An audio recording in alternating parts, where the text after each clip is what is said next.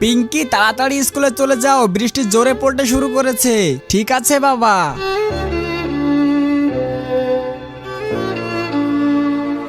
আরে বৃষ্টিতে তো ঘরের অবস্থা পুরো খারাপ হয়ে গেছে, এখন যদি ঘরটা ভেঙে পড়ে তাহলে আমরা কোথায় থাকবো? দেখি পিঙ্কি আসার আগে ঘরটাকে একটু ঠিক করে ফেলি।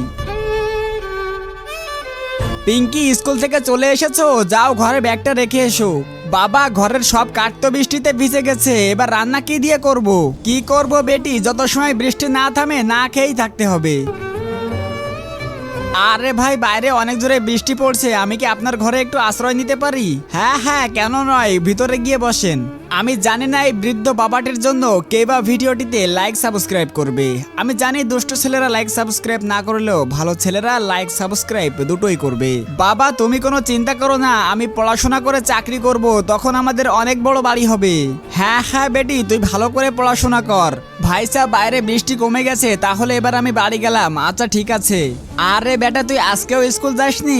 আরে আম্মু বাইরে তো সকাল থেকেই বৃষ্টি পড়ছে, স্কুল কিভাবে যাব?